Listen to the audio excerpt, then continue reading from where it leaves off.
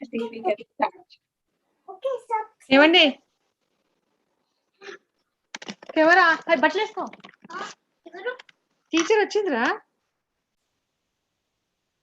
Okay. Hare Krishna, everyone.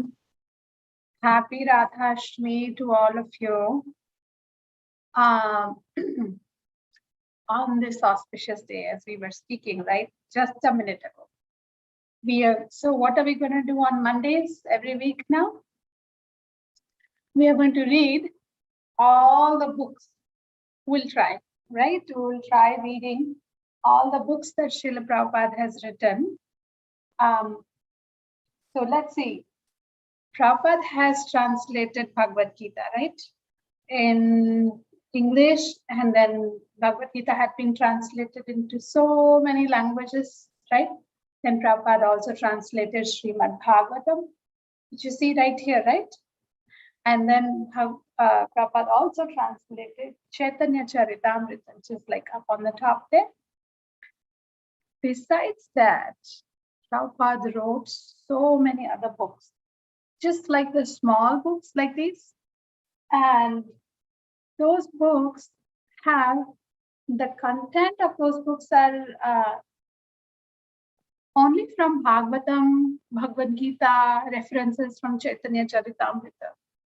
So whatever Prabhupada has given into all this, purports of all these books, Prabhupada has summarized a little bit in parts in all other books. And that's what you're seeing here in the very first level here. That all these books are there. So of those books, His Holiness Bhakti Rasamrit Maharaj, he has put these books in order. So it just helps reading, actually. From our very basic understanding of our spiritual journey or Krishna consciousness, and slowly developing upon it and building upon it, understanding in depth, having realizations, and slowly uplifting us in our spiritual journey all the way to Krishna. So that's what the summary is, on the background of how we're going to, continue reading these books. And you will see gradually as we read these books, we will see how Prabhupada is slowly bringing a person to, just from very basic understanding up to the highest understanding of, the pure love of Krishna. So who is ready for all of that? You're all ready for that? Jai. So the very first book we are going to read is this book. Are you able to see it in reverse order, or are you seeing it ulta, or is it in the correct? Are you able to read what this is? Yes, Mataji. Okay, so you're seeing it in a correct order, right? So this book is On the Way to Krishna. That's a very small book, but has a very significant understanding of, first of all, why we should take to Krishna consciousness. What is our quest to this, what is the quest of spiritual life? So this book has 5 chapters. So let's do this. I'm going to, and these books, all glories to Srila Prabhupada, all glories to his disciples. They have actually, devotees have posted all these books in some or the other format online. So you will find all these books online. So the very popular one place to go, we all know, right? Vedabase website. This book is also posted there. So what we will do is I'll share my screen. So I'll show you, I'll walk you through the library of these books that we are going to read, right? So you see all these books. If you just type in the Google search Vedabase, you will come across this link, vedabase.io. and in the library. And if you click on that books and libraries tab, you will see all these books, right? So slowly, slowly we will read these books. Now, which is the book we are going to read today? On the Way to Krishna. So this is that book. So here we are. And this, like I said, this book has 5 chapters. We will try to cover at least 1 chapter in a week. Like today, we will try to cover small chapters. So we will try to cover the first chapter, and then we will continue reading through 5th chapter as we go. Mataji, how long do we have to go for this class? Mataji, 1 hour, and if it's going long, so that is also okay because there is no class after your class, Mataji. Okay, sounds good. Thank you. So we'll try to finish the first chapter. Mataji, but in the middle, I will leave the class because I will go to the temple because we 4 others are currents. Yes, all glories to Srimati Radharani. Yes, you can go ahead, Govinda, and then we will catch up, okay? So we'll start here. So we'll quickly say our pranam mantras, and then we will start. Namam Vishnu Padaya Krishna Prasthaya Bhutale Srimate Bhaktivedanta Swami Dinamne Namaste Saraswati Deve Gauravani Pracharine Nirvishesha Shunyavadi Pachyadya Deshatarine Jai Shri Krishna Chaitanya Prabhu Nityananda Shri Advaita Gadadhara Shri Vasadi Gauravaktavinda Hare Krishna Krishna Krishna Hare Hare Hare Ram Ram Ram Hare Hare. Srimati Radharani ki jai, Shri Prabhupada ki jai. Okay, so we will start with this first chapter. Through Way to Happiness. And so what we'll do is we will also take turns in reading, okay? So that, we are all focused and we are engaged, because if I read, then you guys will, sometimes you will get distracted and this and that things will come. So I want you to focus here just for 1 hour. And then we will try to finish this 1 chapter, okay? Very, very beautiful chapter. Gives us the basic understanding of what happiness is, right? So why are we doing all these things that we do all day? We go to work, we get ready, we go to schools, we go, we have our families and we do things. We are all actually in search of one thing, every living being, not only just human beings, even animals, even any kind of living entity. They're all in quest of what? They are in quest of the happiness. So we will start here. Through Way to Happiness. Just give me 1 second. I have to just quickly respond this and then we'll start.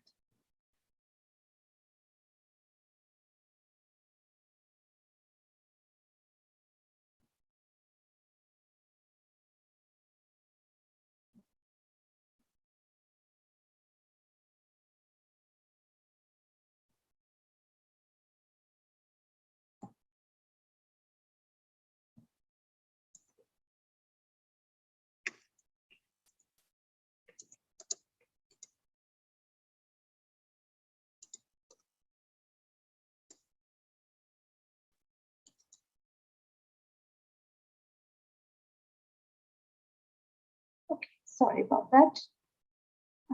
Let me start sharing again. Okay. Through Way to Happiness. Every one of us is searching after happiness, but we do not know what real happiness is.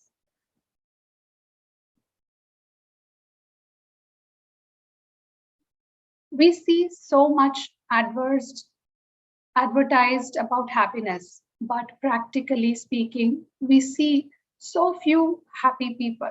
This is because so few people know that the platform of real happiness is beyond temporary things. It is a real happiness that is described in Bhagavad Gita by Lord Krishna to Arjuna. So what is Prabhupada saying here? Everybody is looking for happiness, but how many of us really know what happiness is? We think that we get happiness from these things right around us, but does it stay? We have gone through this so many times, right? Does that stay with us for too long? Like if we get happiness in eating, if we get happiness in wearing something nice, or if we get happiness in going to certain place, how long can we stay in that place? And how much can we eat? Or how often do you want to just like, would you not get tired of dressing up and going? And it is there, we do get the happiness, but we understand that this happiness that we get from these things is just for the short time. It's a temporary. That's what Prabhupada is saying, that the real happiness is beyond these things, these temporary things. Happiness is generally perceived through our senses. A stone, for instance, has no sense and cannot perceive happiness and distress. Developed consciousness can perceive happiness and distress more intensely than an undeveloped consciousness. So we know there are 4 types of consciousness, right? The human beings have the most developed consciousness. And then, so if we start from the very lowest consciousness, is that the consciousness that trees have. That is called the covered consciousness. That is called the shrunken consciousness. And then above that is the animal's consciousness. They can feel a little more than the trees, right? So those entities, living entities, have covered consciousness. And then above those is the human being's consciousness, which is considered as a budding consciousness, that they feel more intensely. And then they have a capacity, because bud is like a flower bud, right? It can bloom into a flower. So that consciousness can bloom into pure love. So Prabhupada is talking about that, regardless of different types of consciousness that Jiva has, they're still perceiving. We have heard this, if you be kind, you just speak kind words near some tree and you will see that it grows so nicely. So, do we feel that the trees don't have consciousness or they don't feel happiness? No, they do. And there are these experiments we have seen that, scientific experiments from today's, they grow very nicely if we treat them nicely, say some kind words and just, and similarly like animals, right? If we pet them, do they have no feelings? No, they do feel, right? If we pet animals, they become your friends, right? They want to come closer to you whenever you're there around, right? So like that, Prabhupada is saying that trees have consciousness, but it is not developed. Trees may stand for the long time in all kinds of weather, but they do not have a way to perceive. They have no way of perceiving miseries. And if a human being were asked to stand like a tree for only 3 days or even less, he would not be able to tolerate it. The conclusion is that every living being feels happiness or distress according to the degree of development of his consciousness. So you're all following now? We're talking about what? We're talking about the happiness, right? Which is the basic need of our soul, basic need of everything that we are doing. What are we seeking? We are seeking happiness, right? The happiness that we are experiencing in this material world is not real happiness. If one asks a tree, are you feeling happy? The tree, if it could, might say, yes, I'm happy standing here all year. I'm enjoying the wind and the snowfall very much, etc. This may be enjoyed by the tree, but for the human being, it is very low standard of enjoyment, right? See, now Prabhupada is doing what? He's comparing. Something might give happiness to somebody and those might not be very good for others, right? Like if trees were just standing there and enjoying rather being in a desert, a tree would say, no, I would enjoy being in the rain and a nice weather, right? So, but if human beings were asked to stand there for like days, would they enjoy that? No. So based on the development of our consciousness, we are seeking happiness. So what does this teach us? This gives the key that the more developed consciousness we have, the standards of the happiness are different, right? So that's why Prabhupada is saying, but beyond all this, there is an ultimate happiness. And what is that ultimate happiness? That happiness is in pure love of God. And that's exactly we'll see our journey, how we will, we are starting to talk about happiness and how we will, slowly understand, from where we are currently up to the highest perfection. So there are different kinds of grades of living entities, and their conceptions and perception of happiness are also all different types and grades. Although one animal may see another animal and is being slaughtered, he will go right chewing the grass, for he has no knowledge to understand that he may be next. He is thinking that he is very happy, but at the next moment he may be slaughtered. See, this is how the ignorance is binding us, right? We don't even know what the happiness is. Prabhupada is saying here that animals are very happy chewing the grass, but they don't know. Maybe they could be taken away by human beings anytime. So in this way, there are different degrees of happiness, yet all of them, what is the highest happiness? And Krishna gives that answer. What is the highest happiness? So I know we are all studying Bhagavad Gita also, right? At the same time, and I think this verse will come across sometime in chapter 6. So this verse is from Bhagavad Gita chapter 6. We're going to read that. Sukham matyantikam yattad buddhi griham atendriyam veti yatra nachai vayam stitas chalati tatvata. The meaning, in that joyous state, which is samadhi, one is situated in boundless transcendental happiness.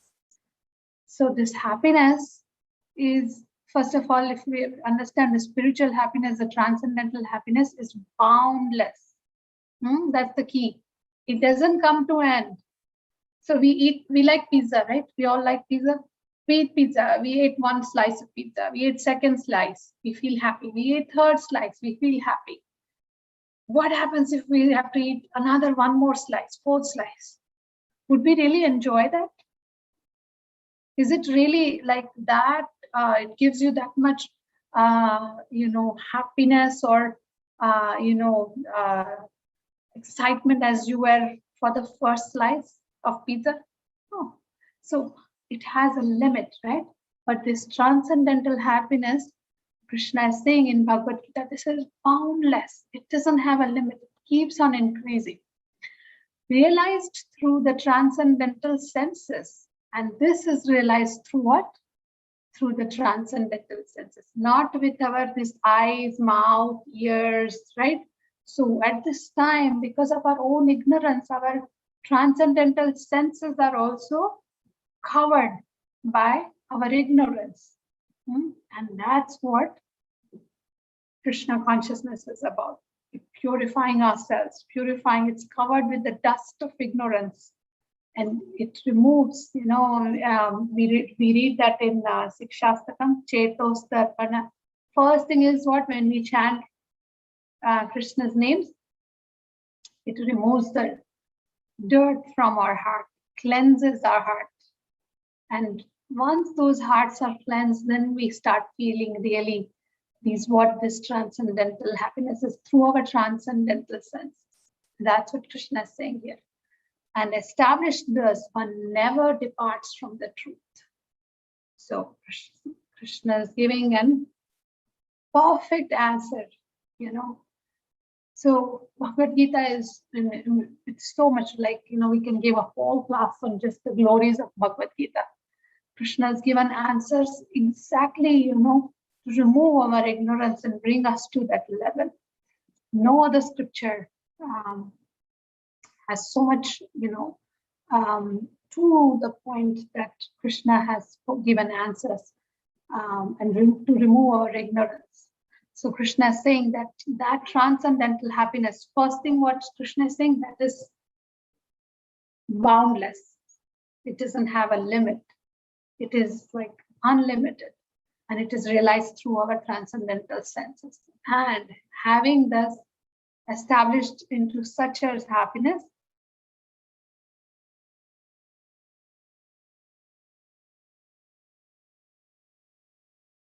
If Mataji are frozen.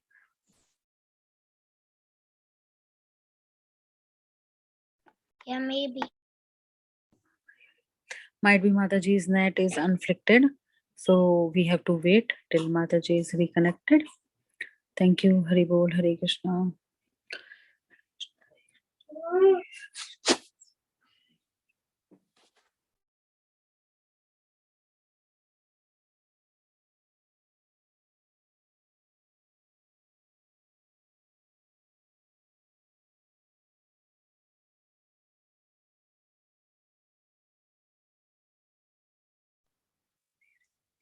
Mataji is rejoining. Hare Krishna, Hare Krishna, Hare Krishna.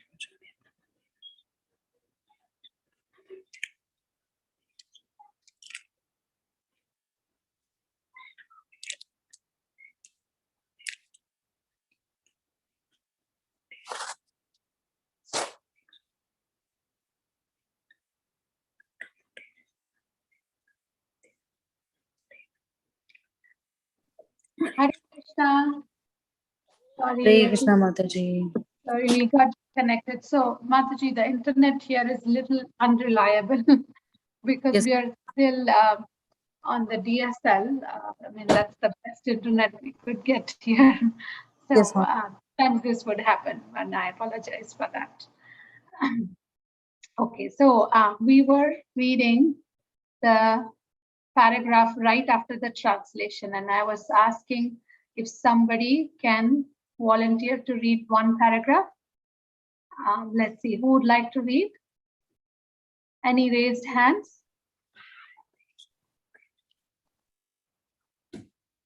Okay, nobody wants to read? Lakshmi, Maya, Mihika, anybody would like to read? Sanvi. Okay, Mihika, you have your hands raised. Go ahead, we'll start here. Buddhi means intelligence, and we will read until here. Body simply deteriorates. Just one paragraph. Buddhi means intelligence. One has to be intelligent if he wants to enjoy. Animals do not have really developed intelligence and so cannot enjoy life as a human being can. The hands, the nose, the eyes, the other sense organs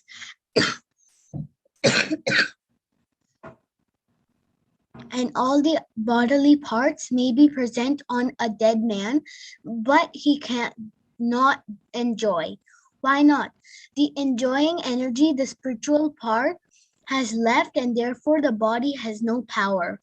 If one looks further into the matter of a little intelligence, he can understand that it was not the body that was enjoying at all, but the small spiritual spark that was within. Although one may think that he is enjoying by bodily sense organs, the real enjoyer is is that spiritual spark. That spark always has the potency of enjoyment, but it is not always manifest due to becoming covered by the material tabernacle. Although we may not be aware of it, it is not possible for the body to experience enjoyment without the presence of this spiritual spark. If a man is offered the dead body of a beautiful woman, will he accept it? No, because the spiritual spark has moved out of the body. Not only was it enjoying within the body, but it was maintaining the body. When that spark leaves, the body simply deteriorates. Very nice. Thank you, Hika. So what is the learning point here? Is it really, when we say I'm enjoying, is it really this body is enjoying?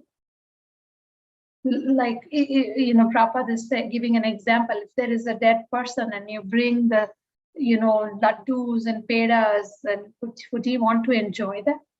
No, but who's really enjoying that? All that food and all that things that we have around us. It's actually the spiritual spark. And the real happiness, he's unaware because it is covered by this material body, with this material layer of all this that we have, right? So Prabhupada is explaining here, if we come to that highest understanding, it's that we are really not this body, we are the soul. And there is the happiness, which is, as we call the higher taste, right? There is happiness which is beyond, real happiness is beyond all this, which is boundless, right? What we did, we learned, it's not temporary, it is boundless happiness. Then we can really come to that point. Okay, so who wants to read next? Maya? Yeah. So we are here. It follows that if the spirit is enjoying. Okay. It follows that if the spirit is enjoying, it must have its senses also. Otherwise, how can it enjoy?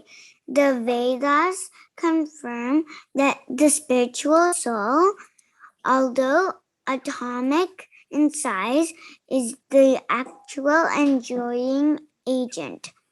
It is not possible to measure the soul, but that is not to say without measurement. An object may seem to us to be no bigger than a point and may seem to have no length or width, but when we perceive it under a microscope, we can see that it has both length and width. Similarly, the soul also has its definitions, but we cannot perceive it. When we buy a suit or dress, it is made to fit the body. The spiritual spark must have foam. Otherwise, how is it the material body has foam so accommodate it? The conclusion is that the spiritual spark is not impersonal. It is an actual person. God is an actual person, and the spiritual spark, being a fragmental part of him, is also a person. If the Father has personality and individuality, the Son also has them. And if the Son has them, we can conclude that the Father has them. So how can we, the sons of God, assert our personality and individually, and at the same time deny them to our Father, the Supreme Lord?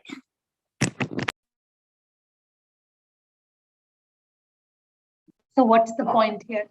Prabhupada is saying, see, when the person leaves the body, the soul is gone, right? Although we know that soul is all pervading, it knows everything.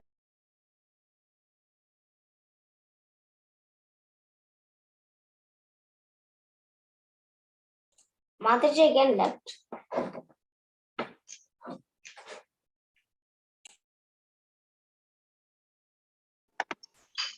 Really has internet. Hare Krishna. Sorry about that. It keeps disconnecting for some reason. Okay, so we'll continue. So what's the point here? That the individuality of the soul. The point here to understand is that soul is a person, right? We know, at least for ourselves, we can know, right? We are a person, right? And when that soul is gone from the body, it still has the individuality, right? It is still that it is, although it's part and parcel of the super soul, the Supreme Lord, but it still has its individuality, and it still is an actual person, right? Similarly, we have this concept of God when we are growing up, in different kinds of faiths. They have this God is just energy, and he's just like, he's everywhere. Is it really? And if we can have the personality, how is it possible, Prabhupada is saying that? How is it possible that the God doesn't have the personality? He's also a person. So now Prabhupada is bringing us to the understanding. First, he's explaining us what is the happiness, right? We're all in the quest of happiness. Whatever endeavors we are doing for the happiness. Then the material happiness, which is temporary, and the spiritual happiness, which is boundless. And now here Prabhupada is explaining that, how we have the personality. Similarly, God also has a personality. He is also a person. Okay, so we'll continue. Let's see. Govinda, you want to read? Yes. Go ahead. A third So we'll read means this paragraph. that we have to turn screen these material senses before he can accept real happiness. Ramati Yogi's native take on this Satyananda Chittamani. Sistananda Chittamani. Where is it? Okay. Yes. Chittamani, the yogis who are aspiring at the spiritual life are also testing enjoyment by focusing on the super soul within. If there is no pleasure, if there is no enjoyment, then what is the point of going to so much trouble to control the senses? What kind of pleasure are the yogis relishing if they are taking so much trouble that pleasure the endless? How is that the spirit souls is internal and the Supreme Lord is internal, therefore reciprocation of the loving exchange is eternal. On who are actually intelligent will refrain from the flicking sensual enjoyment of the material enjoyment of this material body and fix his enjoyment in the spiritual life. His proportion in the spiritual life with the Supreme Lord is called Rasa Lila. Very nice. Thank you, Govinda. So we know this Ramante Yogi, Nanda Satyananda Siddhatmani. the yogis who are aspiring for spiritual life, they go through so much tapasya, right? They do so much austerities. They do so much of, they will sit on one place and, control their senses. They are also beings like us, right? We are also in quest of happiness. So there must be something that they are also, wanting or, experiencing, right? So otherwise, Prabhupada is saying, what is the need of, going through so much trouble of controlling the senses, doing so much tapasya and austerities, right?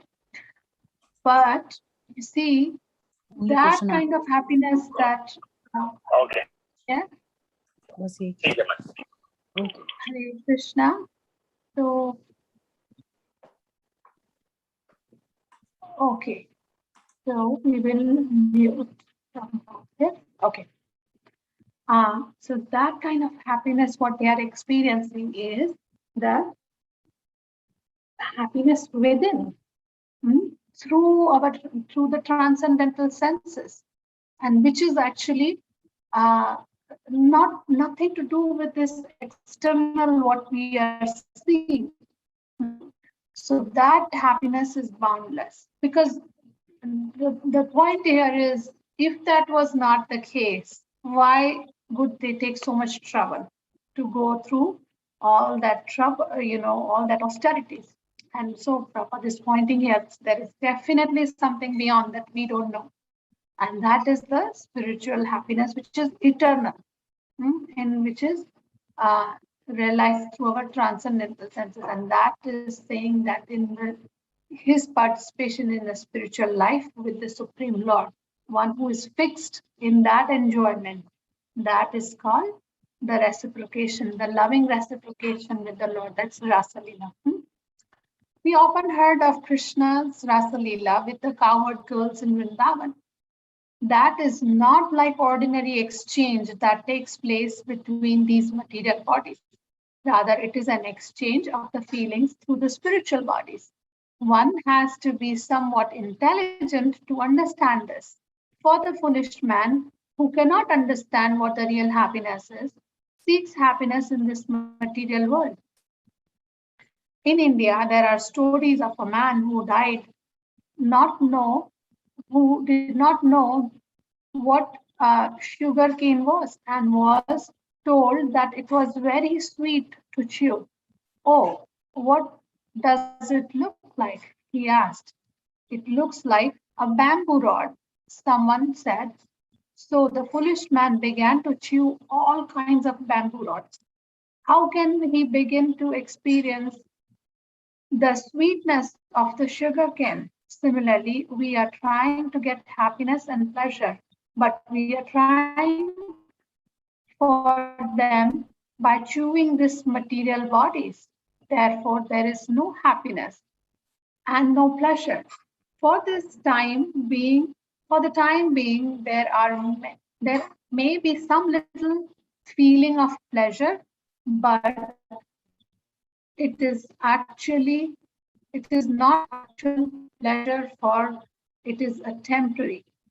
It is like a show of lightning, which we may be flashing in the sky, that may momentarily seem like lightning, but real lightning is beyond that, because a person does not really know what happiness is. He deviates from the real happiness. So Prabhupada is again pointing here the difference between the real happiness and the temporary happiness. So the example here, like if person doesn't know how sugarcane is tasting, has never tasted sugarcane, by if he just comes across and he asks, okay, how does it look like this, that, okay, it looks like a bamboo, would he just go around eating all kinds of sticks? Would he still get that pleasure? No. That's exactly what's happening with us. Because we don't know what the real happiness is, we are trying through all these things.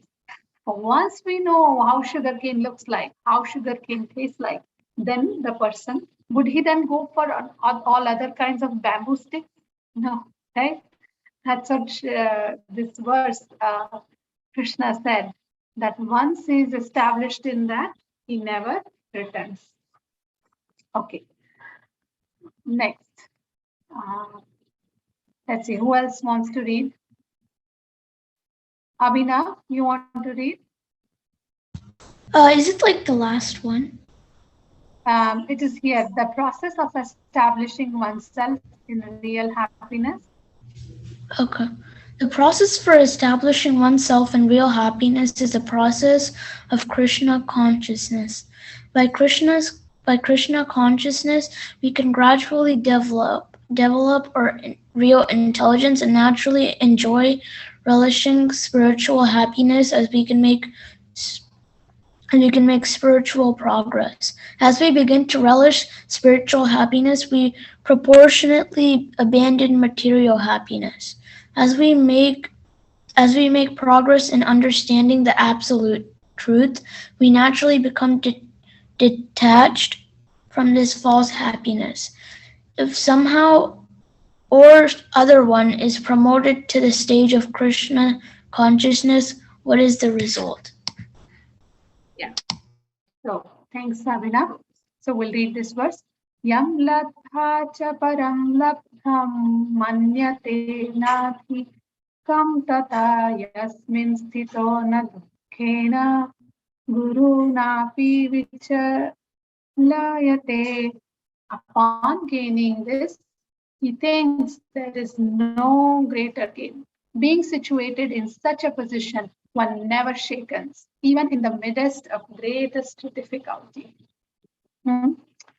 So it's very simple. Is it hard to understand? It's saying that once you really know how the sugar cane looks like, how it tastes, and if you have a correct recognizing instruction on how it is and how it tastes, and you have exactly know where it is grown and everything, right? Everything about the sugar cane. We will never fall for all trying these other bamboo sticks, right? So it's not hard to understand that although we are spiritual beings, we are person, God is a person, the happiness, we are all seeking happiness, right? There is something beyond. Prabhupada is saying, he's pointing the difference between the spiritual happiness and the temporary material happiness. But once person comes to that understanding, yam labdva, that labdva means upon gaining or upon attaining, the process of establishing oneself in the real happiness is the process of this Krishna consciousness. That's what Prabhupada is giving us.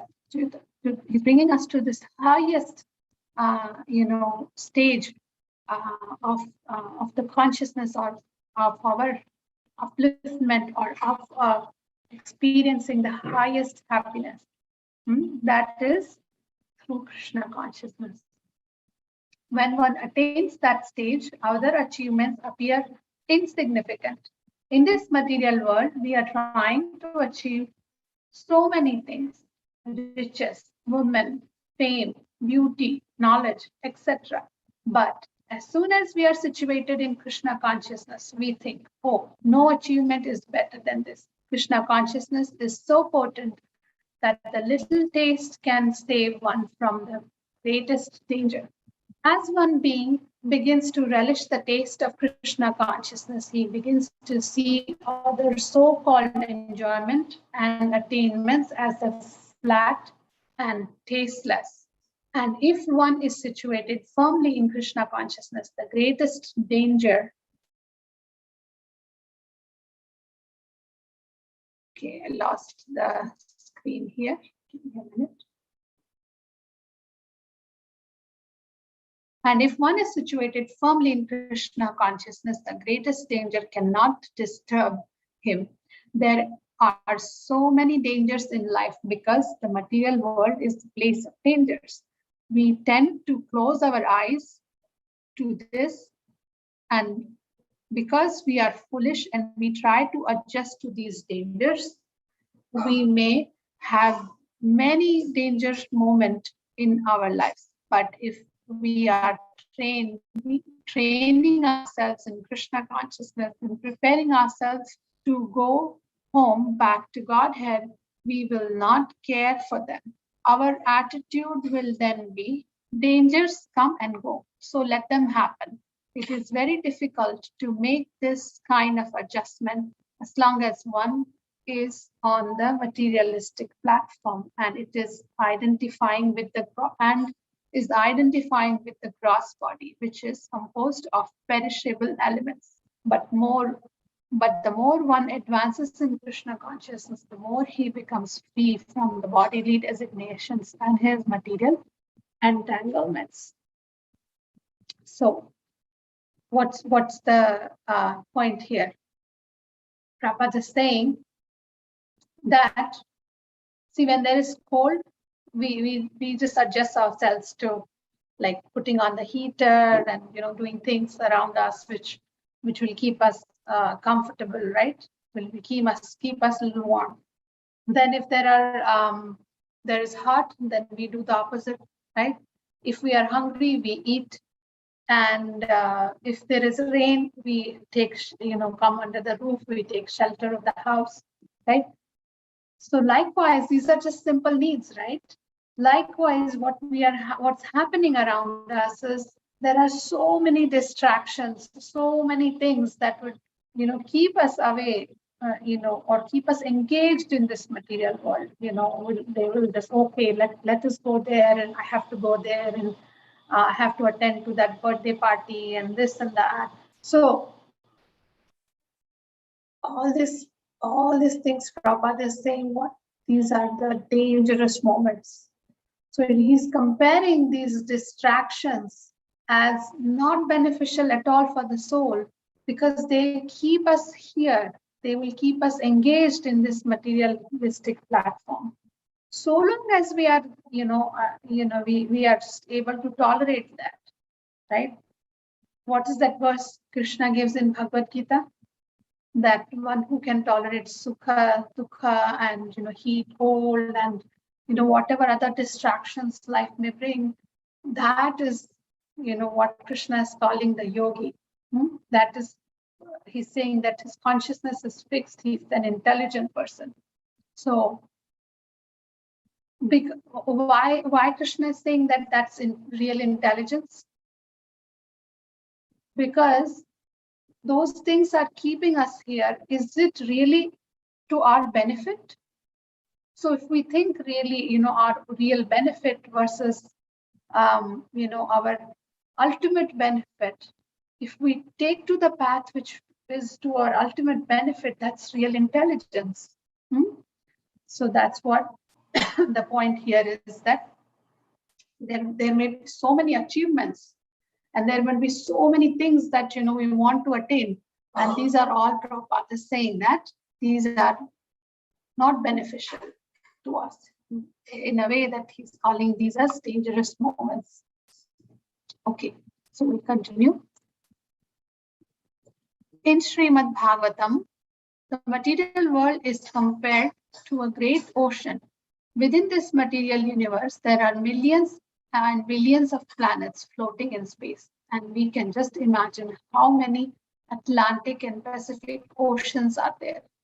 In fact, the whole material universe is likened to a great ocean of misery, Bhavasagar. Right? You have heard this term Bhavasagar? Means ocean of misery. The ocean of birth and death. What is the greatest fear? The greatest fear is falling into this cycle of birth and death. In order to cross this great oceans of nascence, a strong boat is needed. And a strong boat is the lotus feet of Krishna. We should immediately get aboard that boat. We should not hesitate thinking that Krishna's feet is very small. The whole universe is simply resting on his leg. For one may take shelter of his feet. It is said that the material universe is no more significant than a puddle of water found in the impression of the calf hoof print. there is certainly no difficulty in crossing over such a small puddle. Bhagavad Gita 6.23, what Krishna is saying, this indeed is actual freedom from all miseries arising from material contact. So, what are we learning here? Is it clear that, or are we coming to understanding that whatever achievements we may be, going around, spending our whole life attaining those, it's just matter of moments when the time comes, right? That those all things will be taken away from us. But is there something that remains with us forever or goes with us? That's our consciousness, right? And that Krishna, Krishna is saying that, coming to that understanding, purifying that consciousness and coming to that understanding is actually freedom from all the miseries of this material contact. Mataji, can I leave the class this because we are going to the temple to take the darshan of Radha and Lotus feet. Yes, Govinda, thank you very much for joining. So we'll continue again. Please join and have very, very happy Radhashtami. Okay. Okay. Hare Krishna. Happy Radhashtami. We are okay. So we'll happy Radhashtami. Thank you. So we'll continue. We are entangled in this material world due to uncontrolled senses. Okay, so here is another key. What is this next verse teaching us? These shlokas are from Bhagavad Gita chapter 6. Okay, from chapter 6 from shloka number 23 to 28. This chapter is based on those 6 or 7 shlokas where Krishna is describing the transcendental happiness, the real happiness, the absolute happiness. So here Krishna is revealing that why are we in this material world? We are entangled in this material world. Do we really want to face this birth and death? Isn't it painful? Then why do we have to go through that? And here's the key, here's the answer to that question. We are entangled in this material world due to uncontrolled senses. The yoga process is meant to control these senses. If somehow we can manage to control the senses, we can turn our faces to actual spiritual happiness and make our lives successful. So these shlokas are Bhagavad Gita chapter 24, chapter 6, text 24 to 26. So we'll read the translation. One should engage oneself in the practice of yoga with undeviated determination and faith, and not be deviated from the path. One should abandon without exception all material desires born of mental speculation and thus control all the senses on all sides by the mind. Okay, so what is mind? We all know, right? Krishna has explained that in 2nd chapter, that in 3rd chapter, sorry, right? There are senses. Then on top of senses, what is there? Who controls the senses? Or what is the abode of these senses?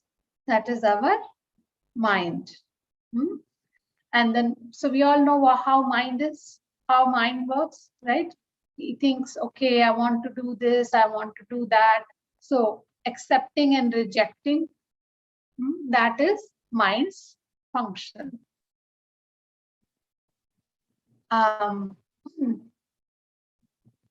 So here in this verse, all material desires born of mental speculation and thus control all the senses by all sides by the mind. Gradually, step by step, with full conviction, one should become situated in trance by the means of intelligence. Now, what is that verse? Do you all remember? that Krishna says that mind, senses, what is on top of senses that controls the senses is mind. And what is on top of mind that controls the mind is our intelligence. So mind thinks, oh, I want that, I don't want that. It accepts and rejects. Senses think that, oh, they want to take pleasure. Now mind wants it sometimes or doesn't want it, right? So accepting and rejecting. But intelligence is who makes the decision whether it is right or wrong. If we ate like 4 rasagullas, if we want to eat more, mind wants to eat more, right? Senses want to enjoy and mind wants to eat. So mind will say, okay, let me have more. But then what will intelligence do? Intelligence will make a decision, is it right or wrong? But say if intelligence is, we are just controlled by our mind rather than of our intelligence, we are not listening to the intelligence, then what happens? Then the mind wins, and then he will eat, the person will eat more rasgullas, and what will happen next day? He'll get the stomach ache, right? So was it an intelligent thing to do? So here Krishna is saying that situated by the means of intelligence, sustained by full conviction, and thus the mind should be fixed on the self alone and should think of nothing else. Krishna is explaining the process of dhyana yoga, but the point here for us to understand what Krishna is, making us or wanting us to understand is that this is the very basic thing. The spiritual life actually begins from our control of our senses and diverting the mind, bringing it back to the lotus feet of Krishna. And who does that? That's the function of intelligence. Is it the right thing to do or wrong thing to do? So intelligence makes that discrimination. And then from wherever the mind wanders due to the flickering and unsteady nature, one must certainly withdraw it back and bring it back under the control of self. Okay, so we are at 8. And I think there is just maybe 5 more minutes. If we just continue reading, we will finish this chapter. And I want to finish this chapter. So is it okay if we just go 5 more minutes? Okay. Yes, The Mataji. mind, yeah, thank you. The mind is always disturbed. It is going sometimes this way or sometimes that way. By yoga practice, we literally drag the mind to Krishna consciousness. The mind strays from Krishna consciousness to some exterior objects because from time immemorial, life after life, that has been our practice. Due to this, there may be great difficulty in beginning when we try to fix our mind in Krishna consciousness, but these difficulties can be overcome. Okay, so who would like to read one more paragraph? Okay, let's see who has their hands up. Okay, Mihika, you can read, and then Abhinav, you can read one more. Okay, go ahead. It is because the mind is agitated and not fixed on Krishna. That it goes from one thought to another. For instance, when we are engaged in work, memories of events that happened that 10, 20, 30, or 40 years ago may suddenly come to our mind for no apparent reason. These thoughts come from our subconscious, and because they are always rising, the mind is always agitated. If we agitate a lake or a pond, all the mud from the bottom comes to the surface. Similarly, when the mind is agitated with so many thoughts arise from the subconscious that have been stored there for over the years. If we do not disturb a pond, the mud will settle to the bottom. This yoga process is the means to quiet the mind and allow all these thoughts to settle. For this reason, there are so many rules and regulations to follow in order to keep the mind from becoming agitated. If we follow the rules and regulations gradually, the mind will come under control. There are so many don'ts and so many do's, and if one is serious about training the mind, he has to follow them. If he acts whimsically, what is the possibility of the mind being controlled? When the mind is finally trained to the point where it will think of nothing but Krishna, it will obtain peace and will become very tranquil. Sure. Thank you, Nikita. Okay, so we'll read this verse. Prasannata manasam hyenam yoginam sukhamuttamam upaiti santarajasam brahma bhutam kalmasam. The yogi whose mind is fixed in me verily attains the highest perfection of transcendental happiness. He is beyond the modes of passion. He realizes his qualitative identity with the Supreme, and thus he is freed from all the reactions of the past deed. Bhagavad Gita, chapter 6, 27. So, what is Krishna saying here? That if person tries to bring the mind back, and he fixes the mind on me, Krishna is saying that the yogi whose mind is fixed on me verily attains the highest perfection of transcendental happiness. So see, how did we start from learning what is happiness, why we are like going beyond happiness? We learned about, the difference between material happiness, which is temporary from these things, to the what is spiritual happiness, the boundless, unlimited. And then how Prabhupada is trying to make us understand, and Krishna is making us understand in Bhagavad Gita, that although the body would come to end, the person would still go, and that person would still have an identity. Similarly, Lord, whom we reciprocate this highest, this highest happiness that we feel, that reciprocation, that's called, the highest perfection. That's Rasa Leela Prabhupada was explaining. And this here is the answer. It starts from where? Controlling our senses, understanding what is the right thing and wrong thing, using our intelligence in that. And then by slowly fixing the mind on the Lord, we attain the highest perfection of transcendental happiness. Okay, the mind is always concocting object for happiness. I am always thinking he will make me happy, or that will make me happy. Happiness is here, happiness is there. In this way, the mind is taking us anywhere and everywhere. It is though that we ride on the chariot behind an unbridled horse. Like we know, therefore, if you don't control the horse, it will just go anywhere, right? Similarly, to our mind is compared to that horse which is uncontrolled right now in this position, right? But if we control the senses, bringing this mind back to Krishna, then that's what Krishna's, that's what the perfection, the highest perfection is. Then we can experience this transcendental happiness.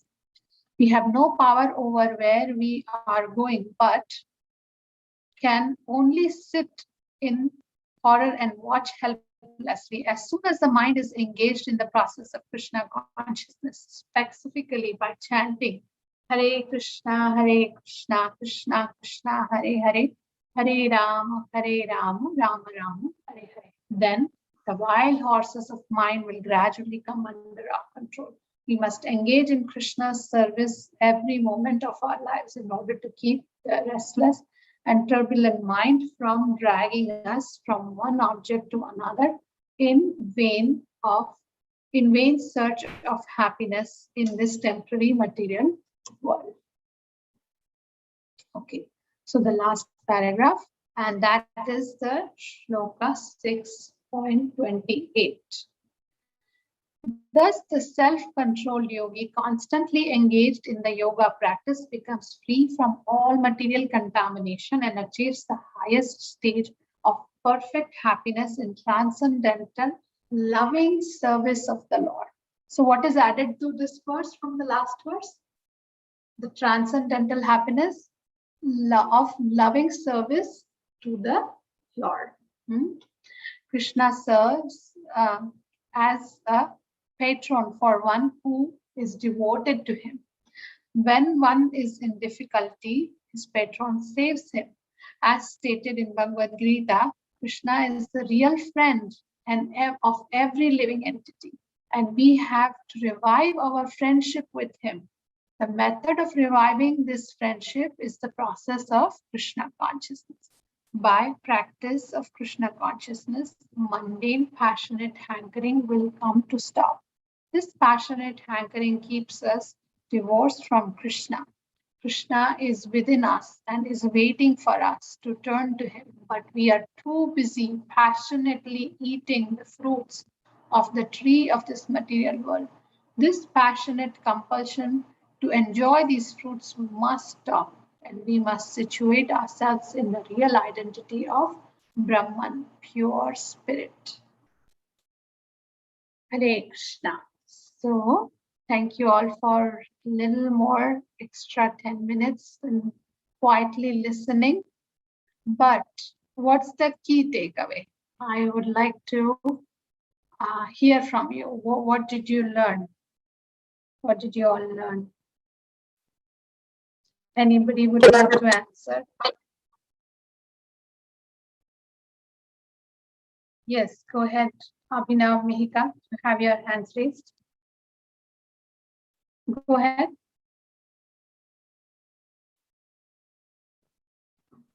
We learned about how to get true happiness and how to actually get it, and because like we don't really know every single thing, and we don't think through it that often, and we don't realize about the light, that how much we have more, we're smarter and we have more power than all the other living things.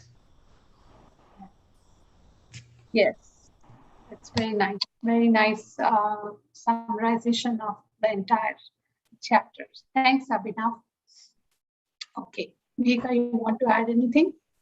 Mataji, what I learned from this chapter was that basically we don't have to keep chasing our mind. Like our mind is basically like an unbridled horse, and we have to control that horse because like in when we were small, or like any memories without even any like reason, they can just pop up in our mind. And that means our mind can go like anywhere into the past, into like any memories, into any place. So to make the mind like calm down and like stop and get controlled, we have to perform Krishna consciousness. And to do that, we need to follow the devotional service and trust in Krishna and have faith in him. Very, very nice. Thanks, Mihika, for sharing. Okay, Subhash. Yes, you want to share? Go Yes. I learned happiness is pure of love. ahead. Yes. The highest happiness is in transcendental loving service to the Lord. Right? Just like Yes. mother. Mother feels so much happiness, even if maybe discomfort for her to, wake up in the night to serve the child some milk, or, change his diaper. But she just wants to do it because of the transcendental love that she has, right? Similarly, Krishna has that love for us. And then that reciprocation of love between Krishna and the jiva or us is the highest happiness. And all these things actually are or the things that are here are distractions that are keeping us here. Very nice. Okay, so very nice. So we'll continue reading. Thank you all for patiently listening. And so we'll continue on next Monday, the second chapter. Hare Krishna, Krishna Krishna, Hare Hare, Hare Ram, Hare Ram, Rama Rama Rama Hare. Thank you so Mataji. Thank you so much, Mataji, for a very wonderful session. So we have to wind up our call here. Vancha kaltarubhashya kapasindubhaiva cha patitanam pavnebhyo vaishnavebhyo namo namah. Vaishnav Vrind ki jai, Srila Prabhupada ki jai, Har Grace Kiran Mataji ki jai. All goes to Srila Prabhupada. Thank you so much, Hare Mataji. Hare Krishna.